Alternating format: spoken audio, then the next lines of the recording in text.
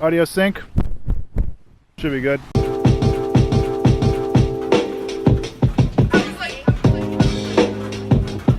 Okay, so I wanted to talk a little bit today about inspiration and where one can maybe find that. These waves are actually pretty loud.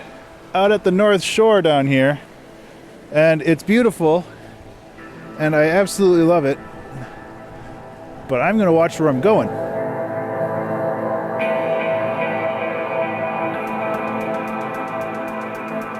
I wanted to talk briefly about inspiration and why you shouldn't wait for it to come to you, because it will come to you, but it won't come to you at times that's convenient for you.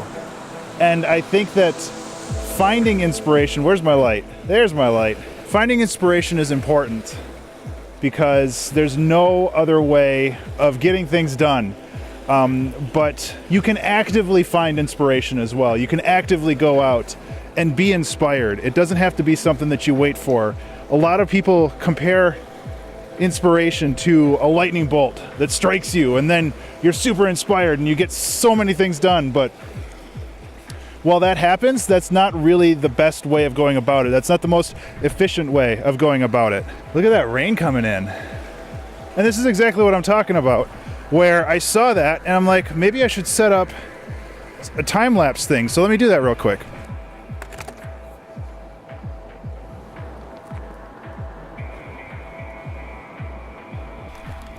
Okay, so we'll sit here and chat while the fog rolls in and possibly rain. If the rain rolls in, I'm going to be leaving.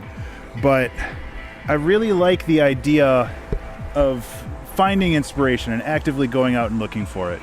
And that doesn't mean you have to leave your house or do anything like that. Not waiting for things to happen is really valuable. What I mean by that is going and practicing your work, doing stuff like the 2-hour track challenge, or doing stuff like doing a sketch a day or something like that is so absolutely valuable, because it prepares you for when that inspiration does strike. And more often than not, when I do a 2-hour track challenge, I end up being inspired from it.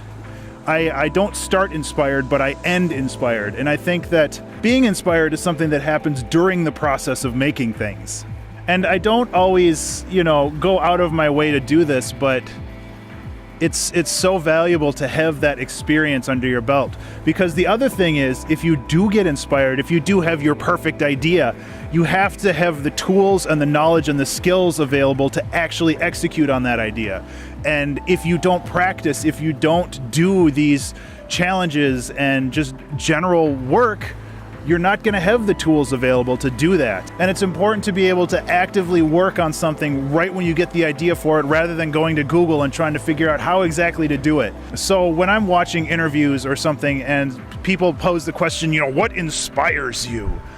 I don't always really think that that's a valid question, because literally anything can be inspiring. It's just having the knowledge and the skills and the drive to find those little nuggets of inspiration in anything. And it's important to be actively aware and actively watching for things that inspire you, because it's not often going to happen just out of the blue. And like I said, lightning does strike, and lightning does strike twice. You can have that brilliant idea out of nowhere. Wow, I'm really backlit, aren't I? Let's find a different spot. That way Editor Ben doesn't have to worry so much about grading this. Of course, now we're getting some rain, so we'll see. So yeah, I feel that it's important to just always be looking for things to inspire you and not wait for the inspiration to come, to actively go out and search for it. And when you do find that one thing that inspires you, like, go nuts on it and apply all of that knowledge that you gained over the last, however many years you've been practicing. Because that's the important part, is getting that idea down quickly, because the sooner you get that idea down, the sooner you can move on to the next thing, because the next thing is going to be better. It always is. So I hope these little vlogs are actually kind of useful. I'm going to try to do more of these, because it's more fun to do a little walk and talk and find a spot to sit down than just sitting in front of my desk. I'm not sure if this is going to be a creative exploration thing or just kind of a one-off, but I had fun. And it's really nice out. It's starting to rain a little bit. But check this out.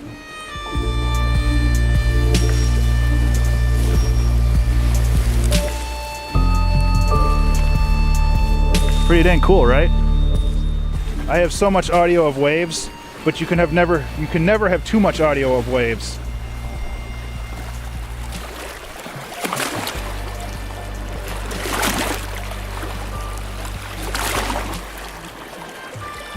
And that's kind of how you get inspired. Collect stuff. Just collect everything you can.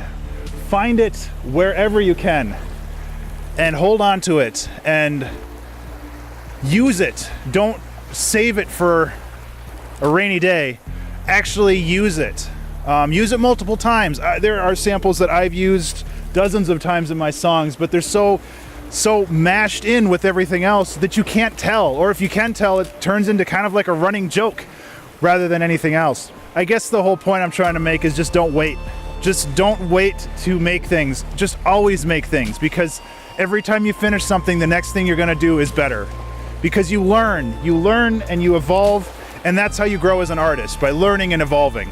So I've ended this video like 3 times now, but again, thank you guys so much for watching. I think I want to do more of these in the future. Like, comment, subscribe, keep those YouTube number crunchers happy, and I'm gonna go get in out of the rain before all my gear is damaged. So, take care. Hey, a little bit of a follow-up on that inspiration talk I had earlier. I'm hanging out in the car. My wife's doing a show right now, teaching people how to make jewelry, and I'm sitting reading Stephen King's On Writing, which is a book I absolutely love and highly recommend you check out. But in here, he had a couple of really good lines that I wanted to talk about real quick. First, he talks about his muse. There is a muse, but he's not going to come fluttering down into your writing room and scatter creative fairy dust all over your typewriter or computer station. He lives in the ground. He's a basement guy. You have to descend to his level, and once you get down there, you have to furnish an apartment for him to live in. You have to do all the grunt labor. In other words, while the muse sits and smokes cigars and admires his bowling trophies and pretends to ignore you. Do you think this is fair? I think this is fair.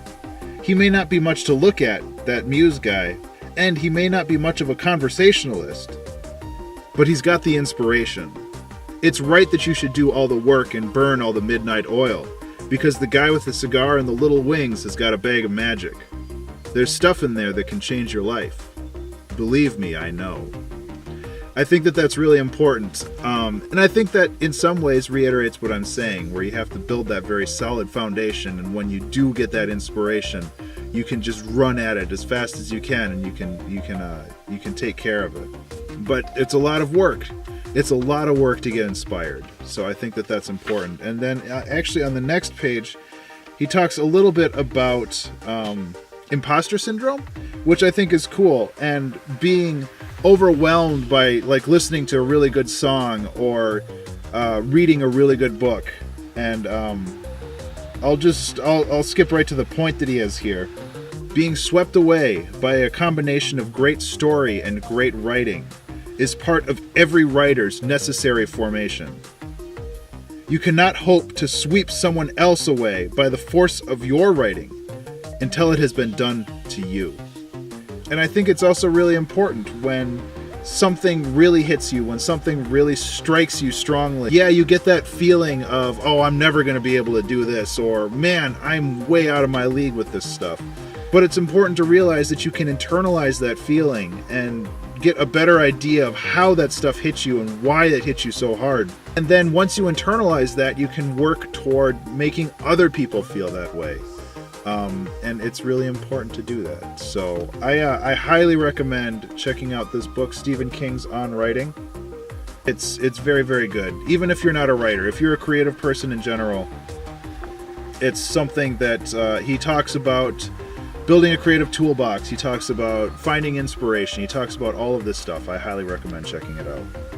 So anyway, see you later again for the 4th time.